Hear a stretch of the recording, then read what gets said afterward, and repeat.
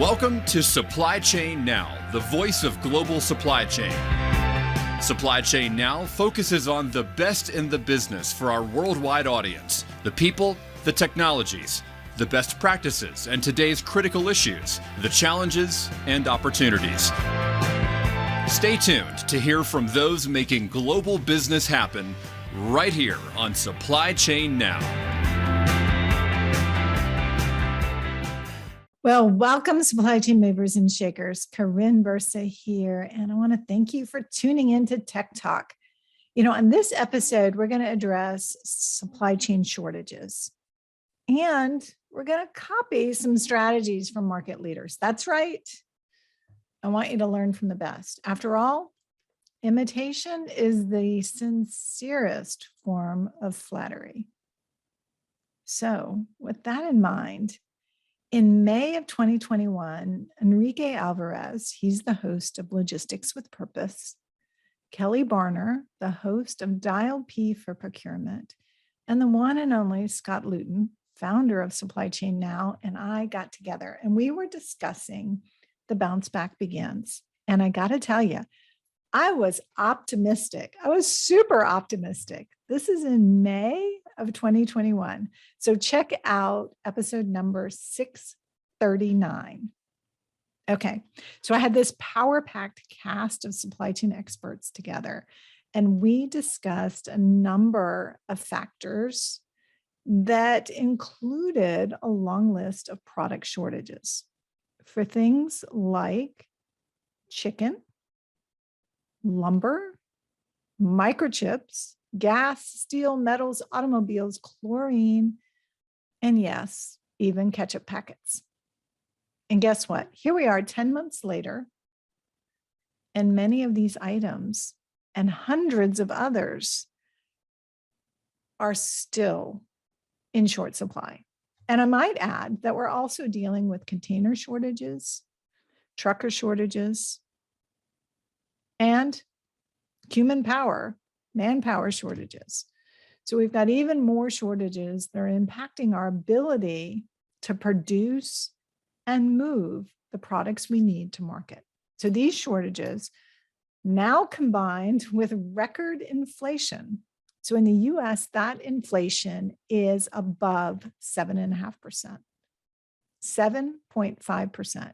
Inflation is above 7.5%. And that has happened just over this past year. That's a 40-year high. So for some of you listening today, it has never been this high in your lifetime. And the result is that it's sending prices skyrocketing in some markets. So product shortages, inflation increasing, higher prices are one of the outcomes, right? Supply and demand, you probably learned that in college. When supply is short and demand is high, people are willing to pay more. Well, that's the reality that we're living in today. Here's the impact. So the average US household is really being hit hard by these changes. So the economists at the University of Pennsylvania, Wharton School of Business, right? So very prestigious. These economists found that the average household is spending $3,500 more today than they were in 2020 for the exact identical basket of goods.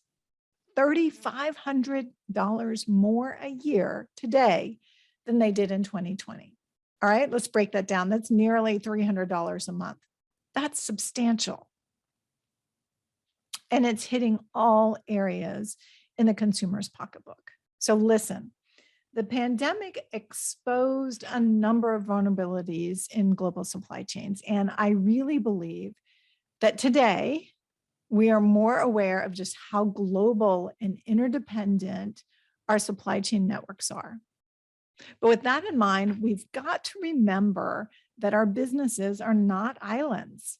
They are networks, and those networks are comprised of customers and suppliers in addition to our own ability to sell and produce and distribute goods. So we have to adopt a network thinking, and we need to have that network mindset about how we plan our supply chains to prepare our businesses to thrive in the future, right? So the widespread nature of today's supply chain constraints is limiting the effectiveness of any individual action. You've got to tap into a more comprehensive strategy to really combat these challenges. So I started researching some of these contributing factors to the shortages, and I have a few suggestions for what you can do now to help your business navigate through these supply shortages. So get your pen and paper ready, and let's take a look at what the leaders are doing now and what we can adopt, what we can copy, what we can imitate to improve our businesses. Are you ready? So the first opportunity is looking at recalibrating to reduce risk. That's right. I want to emphasize the word recalibrate here. So companies that are effectively navigating the current environment, they are finding ways to both sense demand and sense supply changes, right? Sense demand changes and sense supply changes. That means looking at some new demand and supply signals, right? The outcome is evident. It gives them insights and allows them to respond and course correct faster. So this means that you should plan and replan more often, more frequently. There's simply just too much happening in the market to solely depend on your monthly, your quarterly, or your annual planning cadence. We've got to be tapping the latest and greatest signals in the marketplace to align our business today. So the second technique that I'm seeing leaders are leveraging to help them navigate these shortages is that they are expanding their supplier networks. Yes, you heard me correctly. They are expanding their supplier networks. They are looking for alternate sources of supply. Okay. All right. I hear you guys. I hear you out there, supply chain movers and shakers. I hear you. I think I just heard a universal groan. You are probably thinking that the increase in complexity would represent an increase in workload associated for you, the planning team, with a bigger supply portfolio and managing more orders that are smaller to address the same level of demand. Well, I hear you, and I've got you. This is hard if, and underscore if, this is hard if you are managing your business on Excel spreadsheets. However, if you have a digital supply chain planning solution, it's time to tap into the power that's at your fingertips. It's time to think in terms of automation and considering strategies around supplier liquidity. So what do I mean by supplier liquidity? It is the ability to make changes faster, where you can actually accelerate your ability to on or offboard suppliers and tap into new sources of critical material or finished goods or additional capacity. This is going to give you tremendous flexibility, and it's going to reduce the time and effort needed to rebalance your orders between suppliers or transportation providers or transportation routes or even production facilities. I see this happening in consumer goods and food and beverage industries. These industries, consumer goods and food and beverage, have been leveraging contract manufacturers and co-packing trading partners to increase their flexibility across their global network. So they were well positioned to really leverage these partners in capacity across their global networks so that they could focus those efforts and crank it up or crank it down as needed. You know, as I think about this, the apparel industry has also done really well in this area. Many of the apparel brands have leveraged contract manufacturing and sourcing partners for years. And they are doing some really interesting things as they rebalance their supply and production networks. You know, some of that started with the need to move production out of China and to leverage other partners in the industry, leverage other geographic producers. So they're moving their production and supply needs around in a global framework. You need to think about how to apply that to your business, your production capacity, and in fact, how you're managing your suppliers. All right, next up, model your constraints. Okay. In 2022, I'm surprised I even have to suggest this, but let's be honest, supply chain movers and shakers, many of you are not leveraging constraint-based supply or replenishment planning today. I know I'm not going to name names, but I know many of you are still operating in an unconstrained environment, unconstrained about how you produce or supply. I'm here to tell you, those days are over. If you are unconstrained, your system, or maybe you're back to Excel, or maybe you're relying on your ERP system, is telling you that you can get 100% of anything you want. Sounds good to me, but it's simply not true. Unless you're living in some alternate universe that has zero friction and lots and lots of availability. We're going to be operating in this constrained global environment for at least another year. And I wish it wasn't true, but it is.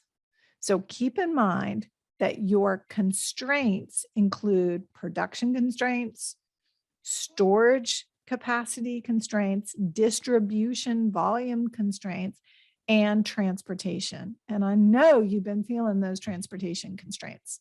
So if your replenishment planning process is unconstrained today, it is time for an upgrade.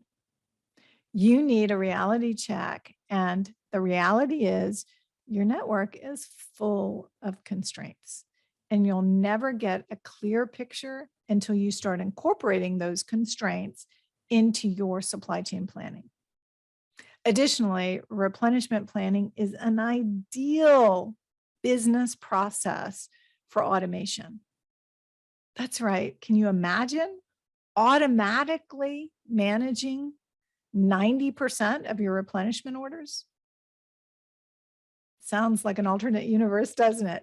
You can do it if you've got those constraints modeled. So, enough said for today on that topic, but think about constraint-based planning. It's a strategy that market leaders are using and seeing tremendous success with. All right, so next up, I want you to go back and look at opportunities to reduce product portfolio complexity. Reduce product portfolio complexity. Okay, I am really impressed with the number of companies that I've worked with that have done this throughout the pandemic. Why, you might ask? Well, if you narrow your product portfolio down, you're going to get more efficient production runs, and you don't have to fragment your efforts across areas that offer lower volume options. So the benefits of product rationalization are huge. Yes, yes, yes, I did say huge, H-U-G-E. They are huge. Simplicity in supply chain is simply magic. So look for those opportunities if you haven't already done so. And an added benefit of product rationalization is the ability to focus demand on a narrower set of options. This is going to lower the number of product configurations you need to consider, the number of changeovers that occur in production, the safety stock requirements across your network. All of these things can drastically improve your ability to optimize constraints, reduce complexity, and the result, the outcome, is going to be a more predictable supply. Your ability to serve your customers with less effort. So keep in mind that increasing capacity is often measured in years, not months. So one way you can quickly go out and harness capacity is by narrowing down the number or types of products to be produced within your network. So simplifying your product portfolio and tapping into additional suppliers is a quicker path to success. You know, supply chain movers and shakers, I got to tell you, I remain confident that we as supply chain professionals are going to emerge from the pandemic stronger and with more resilient supply chains. If, and I underscore if, we are able to learn from these hard lessons and take appropriate actions now. We're all going to be better prepared to weather any storm that comes in the future. So, if imitation is in fact the sincerest form of flattery, let's imitate the leaders. Let's make these changes within our networks today and start combating these shortages that we're faced with. So let me give you that list again. So first, I mentioned recalibrating to reduce risk, right?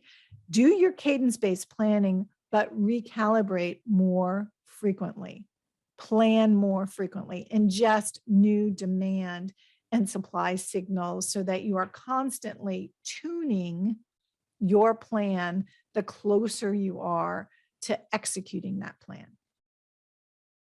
Number two, expand your supplier network and think in terms of supplier liquidity. Yes, I am encouraging you to add new suppliers and to get them in place and certified and available on your network so that you can crank it up or ratchet it back as needed. And that ability, that flexibility to increase or decrease as your business deems necessary, I'm referring to as supplier liquidity. So the third thing we talked about that these leaders are doing is that they model their constraints. They model their constraints, which means they know how much they can produce, how much they can store, what volume can be distributed, and what transportation availability will impact delivery of that customer's perfect order.